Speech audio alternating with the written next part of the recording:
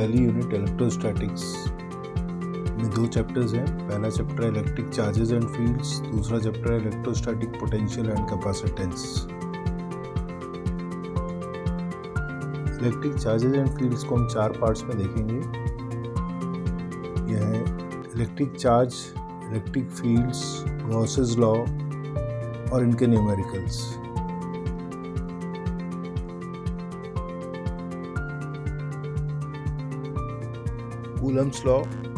Coulomb's law in vector form. Force between multiple charges, comparison between gravitational and electrostatic forces, electrical permittivity, absolute and relative permittivity.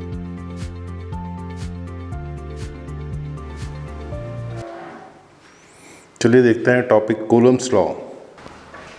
Coulomb's law in electrostatics, दो charges के बीच में जो electrostatic force of attraction या repulsion लगता है उसके magnitude के calculation के लिए यूज़ की जाती है। और कूलम्स लॉ एक एक्सपेरिमेंटल लॉ है। The electrostatic force between two charges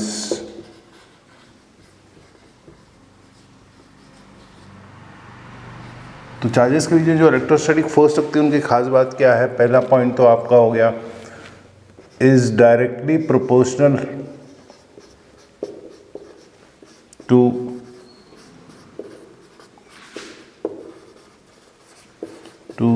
the product of two charges.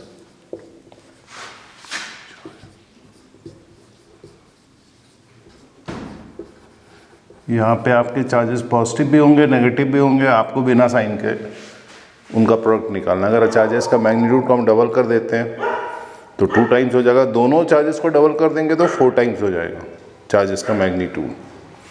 दूसरा पॉइंट है आपका, ये जो इलेक्ट्रोस्टैटिक फोर्स है between two charges is inversely proportional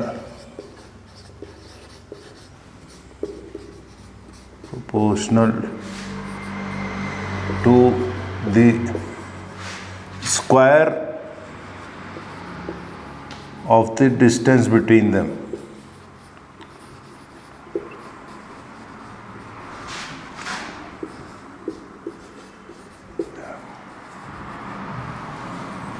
तो अब इन दोनों को आप देखते हैं, इसको प्रोडक्ट ऑफ चार्जेस मतलब F is proportional to Q1 Q2 पहला चार्ज, दूसरा चार्ज। यहाँ पे आपका force inversely proportional to square of the distance. तीसरा पॉइंट है, जो फोर्स है वो मैग्नीट्यूड ऑफ चार्जेस और डिस्टेंस बिटवीन देम, इसके अलावा nature of the intervening medium पर डिपेंड करता है। It depends on the nature of intervening medium. और वो प्रॉपर्टी जिस मीडियम की प्रॉपर्टी पर डिपेंड करता है उस प्रॉपर्टी को हम बोलते हैं electrical permittivity.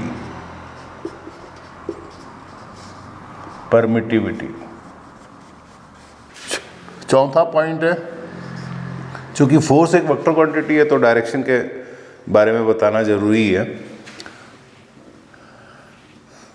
The force acts along the line joining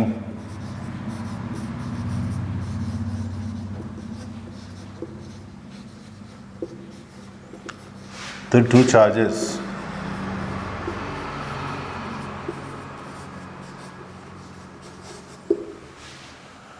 इस तरह के फोर्स को जो दोनों चार्जेस को ज्वाइन करने वाली लाइन के अलॉन्ग, या जो हमने पिछले 11th क्लास में पढ़ा था ग्रेविटेशनल फोर्स, दोनों मासेस को ज्वाइन करने वाली लाइन के अलॉन्ग एक्ट करता है, उस फोर्स को हम सेंट्रल फोर्सेस बोलते हैं। तो ये फोर्स सेंट्रल फोर्स है। सेंट्रल फोर्स की कुछ प्रॉपर्टी होती है जो इलेक्ट्रोस्टैटिक फोर्स की भी होगी, इसलिए आप इसको सेंट्रल फोर्सेस के तौर पे याद रखना। प्रॉपर्टी क्या है वो आ जाएगी अभी आगे। The force acts along the line joining the two charges अब फोर्स अट्रैक्टिव भी हो सकता है, रिपल्सिव भी हो सकता है, जो ग्रेविटेशनल में नहीं होता। ग्रेविटेशनल फोर्स जो दो मासेस के बीच में लगता है हमेशा अट्रैक्टिव होता है, और आपका इलेक्ट्रोस्टैटिक फोर्स जो अट्रैक्टिव भी हो सकता है, रिपल्सिव भी हो सकता है। इसका क्या कारण है कि मासेस जो है वो एक ही टाइप के हैं। मास आप m1 m2 ले लेंगे kg में, लेकिन चार्जेस दो टाइप के होते हैं, एक पॉजिटिव चार्ज होता है, एक नेगेटिव चार्ज होता है। इसलिए फोर्स अट्रैक्शन का भी होता है, फोर्स रिपल्सन का भी होता है। तो कब अट्रैक्टिव फोर्स होता है, कब रिपल्सिव फोर्स होता है, इसके बारे में देखते हैं। फोर्स, और ये एक चार्ज है Q1, ये एक चार्ज है Q2, ये इसके बीच का डिस्टेंस हो गया r। अब जो फोर्स ये इस पे लगा रहा है, इसको हम फोर्स को बोलेंगे F21। Force on 2 charge 2 due to 1, और इस पे जो फोर्स लगाएगा उसको बोलेंगे force F12। Force on 1 due to 2। Force acts away from each other. जब अवे फ्रॉम ईच अदर होगा मतलब कि ये फोर्स इस पे फोर्स लगा रहा है, वो अवे, और ये इस पे लगा रहा है, ये इसको अवे फोर्स लगा रहा है। तो आपका force acts away from each other, तो फोर्स क्या हो गया, ये फोर्स, इस तरह के फोर्स को क्या बोलेंगे, दैट इज रिपल्सिव फोर्स। ये फोर्स क्या है, रिपल्सिव। अच्छा, रिपल्सिव फोर्स कब होता है, जब चार्जेस लाइक हों, when charges are like. Like का मतलब कि दोनों चार्ज पॉजिटिव चार्ज हो या दोनों चार्ज नेगेटिव चार्ज हो, उस केस में रिपल्सिव फोर्स लगेगा। और forces act towards each other, मतलब इसमें फोर्स इस तरफ काम करेगा और इसमें फोर्स इस तरफ काम करेगा, वो कौन सा केस होगा, force act towards each other, that is force क्या होगा, attractive. When charges are unlike, यानी कि एक चार्ज पॉजिटिव चार्ज, दूसरा चार्ज नेगेटिव चार्ज हो, तब अट्रैक्टिव फोर्स लगता है। इन सबको कंबाइन करके जो मैग्नीट्यूड आता है फोर्स का, उस पर देखते हैं F इज इक्वल टू, ये नेचर ऑफ द मीडियम को फिलहाल छोड़ दीजिए, आप K कांस्टेंट ले लेते हैं हम, Q1 Q2 upon R square. अब ये कांस्टेंट जो है, ये कांस्टेंट क्या, कांस्टेंट की वैल्यू क्या है, तो कांस्टेंट की जगह आप जो है 1/4 पाई एप्सिलॉन, एप्सिलॉन लगाते हैं। एप्सिलॉन ये जो चीज़ है, ये परमिटिविटी बोलते हैं इसको, परमिटिविटी ऑफ द मीडियम। और अगर हम वैक्यूम की बात करें, अगर दोनों चार्जेस वैक्यूम में, तो क्या फोर्स लगेगा, तो वहाँ पे आप परमिटिविटी ऑफ वैक्यूम को एप्सिलॉन नॉट से दिखाते हैं। तो 1/4 पाई एप्सिलॉन नॉट, बाकी वैसे ये Q1 Q2 upon R square. अब न्यूमेरिकल कैलकुलेशन में आपको 1/4 पाई एप्सिलॉन नॉट की वैल्यू है कांस्टेंट, ये कितनी है, 1/4 पाई एप्सिलॉन नॉट, ये आपको याद रखनी पड़ेगी, 9 × 10⁹, ये वैल्यू सब्स्टिट्यूट करना पड़ेगा। और ये एप्सिलॉन जो है, ये परमिटिविटी ऑफ द मीडियम है।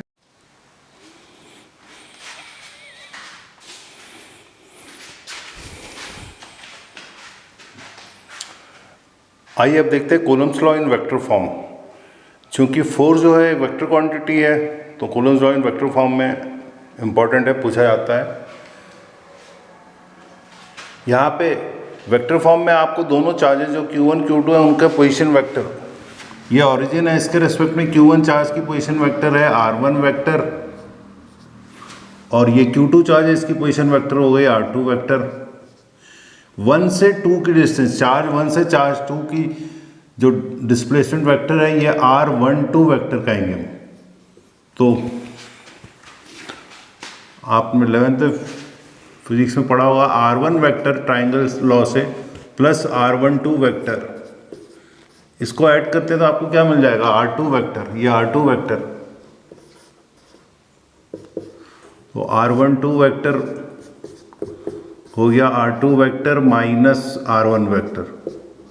ऐसे ही अगर आप करेंगे position vector of R2 vector plus अब R से 2 1 ये वाला डायरेक्शन R2 1 है, प्लस R2 1 वेक्टर करेंगे ऐड, इसमें R1 R2 वेक्टर में R2 1 वेक्टर करेंगे ऐड, तो ये आ जाएगा R1 वेक्टर। तो R2 1 वेक्टर आपका हो गया R1 vector minus R2 vector. इस वेक्टर, क्योंकि जो आपने कूलम्स लॉ पढ़ा हुआ है उसमें फोर्स एक्ट करता है अलॉन्ग द लाइन जॉइनिंग, तो इस लाइन जॉइनिंग में या तो टुवर्ड्स ईच अदर होता है या अवे फ्रॉम ईच अदर होता है। तो डायरेक्शन 1 से 2 की तरफ होगा या 2 से 1 की तरफ होगा, दोनों फोर्सेस की जो डायरेक्शन होगी किसी भी केस में, या से 1 या तो 1 से 2 की तरफ या 2 से 1 की तरफ। तो अगर 1 से 2 की तरफ होगा तो हम ये R12 वेक्टर को यूज़ करेंगे। अब डायरेक्शन दिखाने के लिए हम यूनिट वेक्टर को यूज़ करते हैं, तो R12 यूनिट वेक्टर डायरेक्शन है वो R12 वेक्टर यूनिट वेक्टर, इससे रिप्रेजेंट करेंगे। ये होगा R12 vector divided by magnitude of R12 vector. ऐसे ही आपका R21 वेक्टर होगा यूनिट वेक्टर, ये होगा R21 वेक्टर 2 से 1 की तरफ का direction divided by R21 vector. और ये दोनों डायरेक्शन जो है यूनिट वेक्टर के तो मैग्नीट्यूड 1 होता है दोनों के, तो दोनों सेम हो गए यूनिट मैग्नीट्यूड, लेकिन डायरेक्शन अपोजिट है एक दूसरे के। तो R12 vector R12 unit vector is equal to minus R21 vector.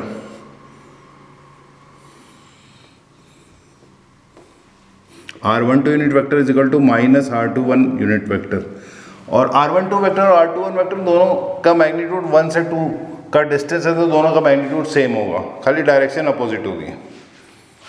उसको भी लिख सकते हो आप, वैसे उसको भी लिख लेते हैं, वो R12 vector is equal to minus of R21 vector.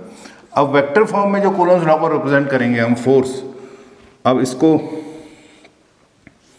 Force on 1 का मतलब charge 1 due to charge 2, force on charge 1 due to charge 2, इसको हम दिखाएंगे F से रिप्रेजेंट करेंगे F12 वेक्टर।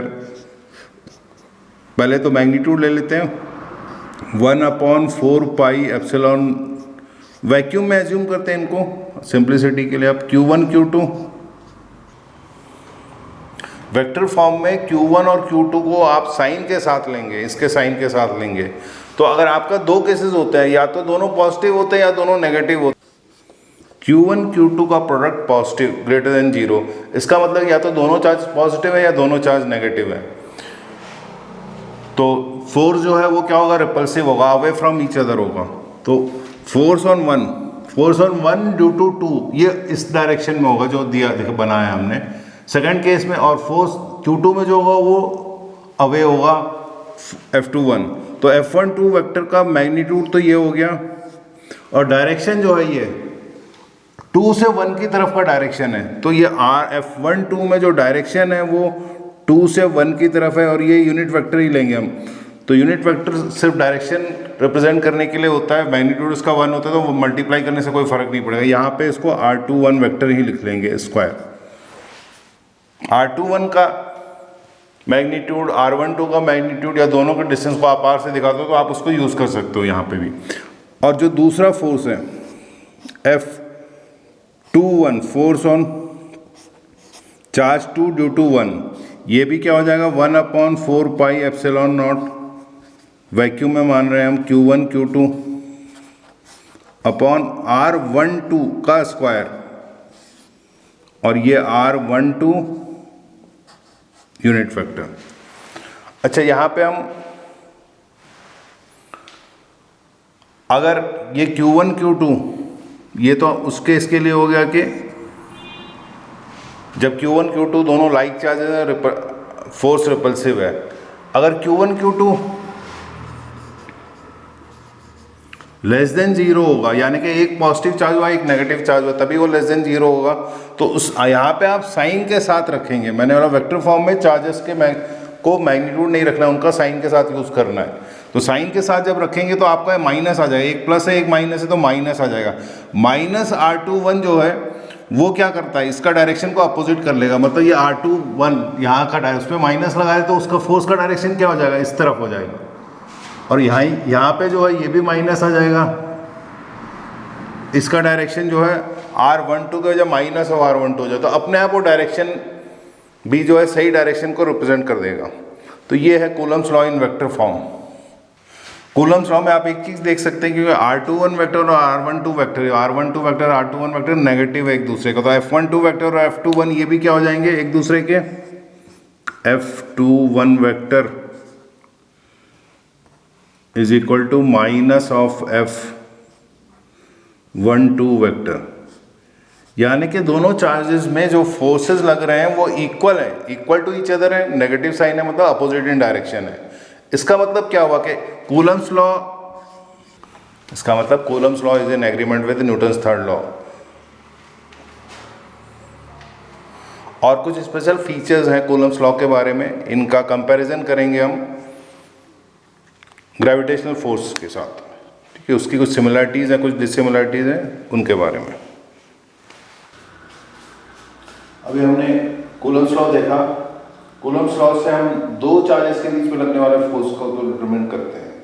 अगर मल्टीपल चार्जेस है, कहीं पे दो से ज़्यादा चार्जेस हैं, तो हम कैसे निकालेंगे उस पर लगने वाले नेट इलेक्ट्रोस्टैटिक फोर्स को, ये देखिए। यहाँ पे मान लीजिए ऑरिजिन है आपका, यहाँ पे Q1 चार्ज है,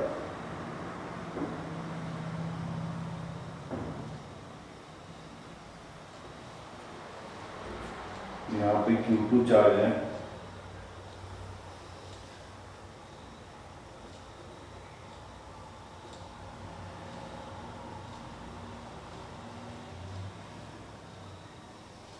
इसी पोजीशन वेक्टर R2 वेक्टर है, इसी पोजीशन वेक्टर R1 वेक्टर है, यहाँ पे Q3 चार्ज है, इसी पोजीशन वेक्टर R3 है।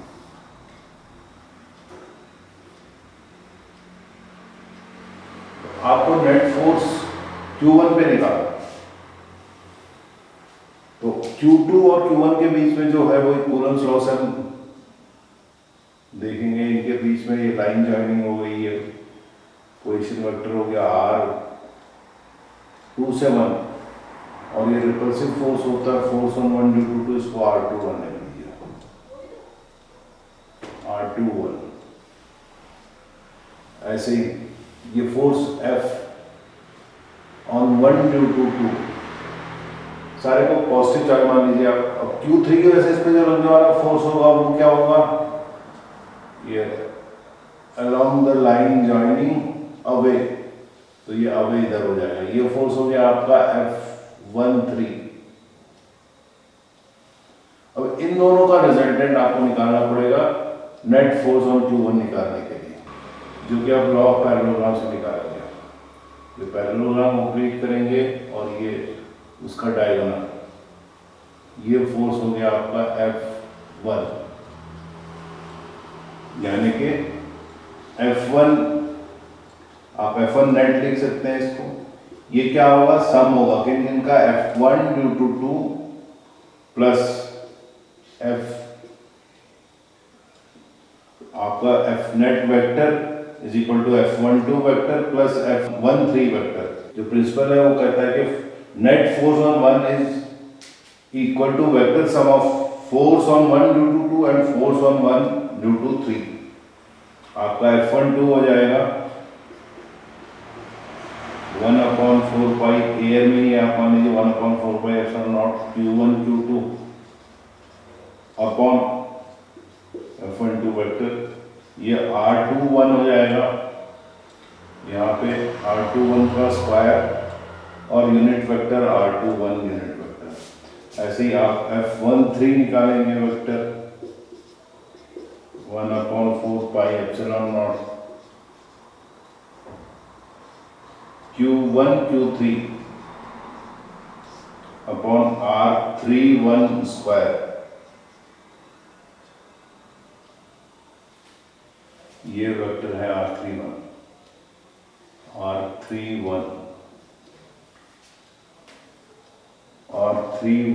Unit vector. तो इन दोनों का वेक्टर सम से आपको ये मिल जाएगा। अगर इसमें 3 चार्जेस हैं, यहाँ पे 3 की जगह n नंबर ऑफ चार्जेस होंगे, तो आप F1 नेट निकालने के लिए इसी तरह से कर लेंगे। F1 net is equal to F1 due to 2 plus F1 due to 3 plus dot dot जितने भी चार्जेस हैं उन सब की वजह से उस पर लगने वाले फोर्स। हम नेट फोर्स ऑन 1 निकाल रहे हैं तो 1 पे 2 की वजह से चार्ज 2 की वजह से क्या फोर्स है, प्लस चार्ज 3 की वजह से क्या फोर्स है, चार्ज n की वजह से क्या फोर्स है, सारे के सारे फोर्स 1 से n तक सबका निकालेंगे और सबका वेक्टर सम कर देंगे तो आपको नेट फोर्स मिल जाता है। इसको हम क्या कहते हैं, सुपरपोजिशन प्रिंसिपल। यानी कि 1 पे लगने वाले फोर्स का जो फोर्स लगाता है उस पर कोई असर नहीं पड़ता 3 की वजह से। 3 अपनी जगह ऐसे फोर्स लगाएगा जैसे Q2 है ही नहीं। तो आपको नेट फोर्स निकालने के लिए बाद में उन सब फोर्सेस का सम करना पड़ेगा। n नंबर ऑफ वेक्टर है तो आपको n नंबर ऑफ वेक्टर से सारे फोर्स सारे इंडिविजुअल चार्जेस की वजह से जो फोर्स है वो निकालेंगे और उन सबका वेक्टर सम कर देंगे। तो यही प्रिंसिपल ऑफ सुपरपोजिशन है। Net force on a charge due to multiple charges is the vector sum of forces on that charge due to all other charges individually. This is superposition principle. आपने class 11 में Newton's law of gravitation पढ़ा था जो कि force of attraction होता है दो masses के बीच में, और यहाँ पे आपने इलेक्ट्रोस्टैटिक फोर्स ऑफ अट्रैक्शन और रिपल्सन दोनों तरह के फोर्सेस लगते हैं जो कि चार्जेस के बीच में होता है। तो इनमें क्या सिमिलरिटीज़ हैं, न्यूटन्स लॉ ऑफ ग्रेविटेशन और कूलम्स लॉ में क्या सिमिलरिटीज़ है और क्या डिसिमिलरिटीज़ हैं, इन दोनों का कंपैरिजन करेंगे हम। तो पहले हम देखते हैं सिमिलरिटीज़ क्या क्या है। Force is directly proportional to product of masses Newton's law of gravitation में और चार्जेस। तो ये सिमिलरिटी है प्रोडक्ट्स के, वो मासेस के बीच का फोर्स ऑफ अट्रैक्शन है तो उनका मासेस का प्रोडक्ट कर लेते हैं, ये चार्जेस के बीच का फोर्स है तो इनमें दोनों चार्जेस के मैग्नीट्यूड का प्रोडक्ट करते हैं। तो एक सिमिलरिटी ये होगी। दूसरी सिमिलरिटी है फोर्सेस आर दोनों ही केस में inversely proportional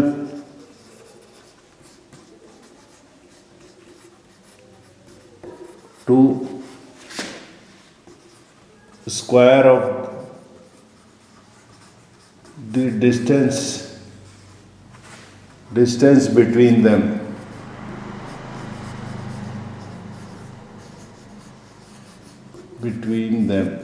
distance between them।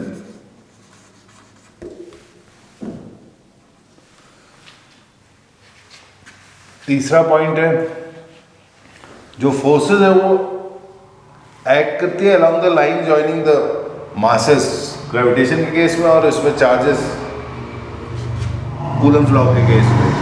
तो इस तरह के फोर्सेस को जो एक्ट करते हैं along the line joining the two charges या टू मासेस, इस तरह के फोर्स को क्या कहते हैं, central forces. They are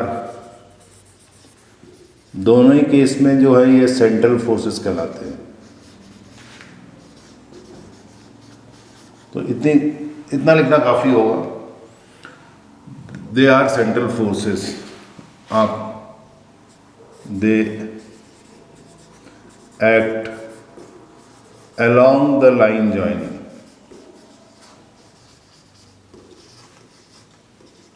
joining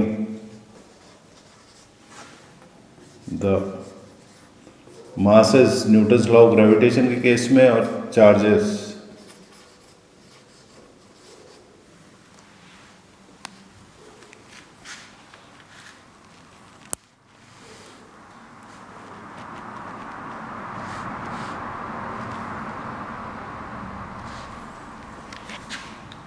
ये forces are inversely proportional to the square of the distance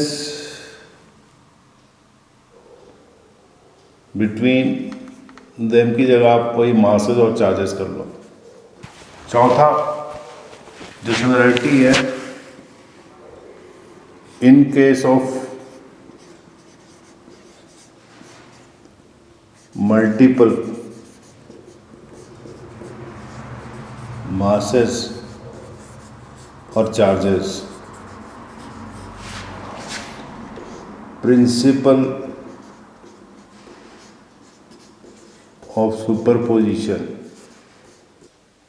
of superposition can be applied।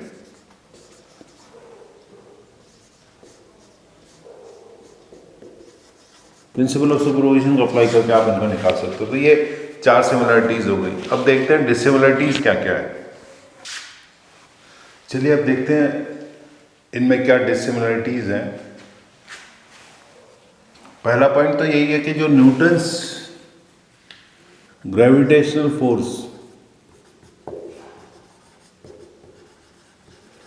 Force है इज ऑलवेज अट्रैक्टिव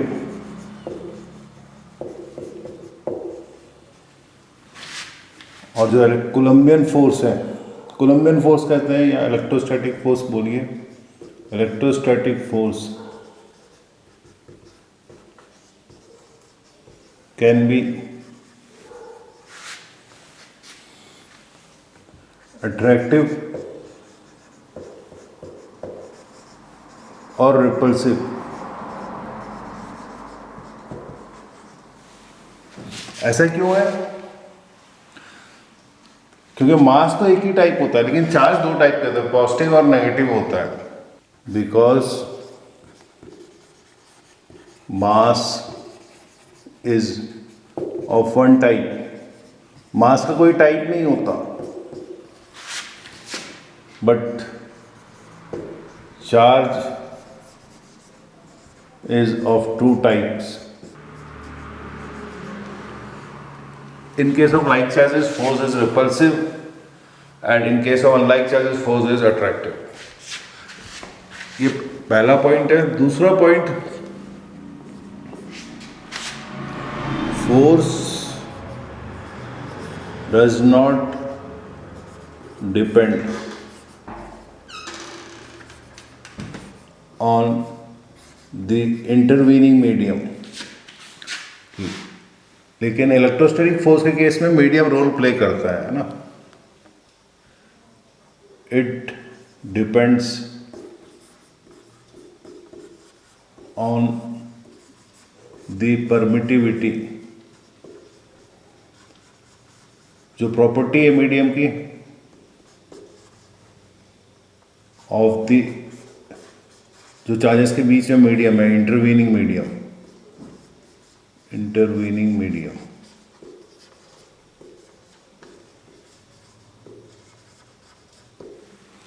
ये दो डिफरेंसेस हैं।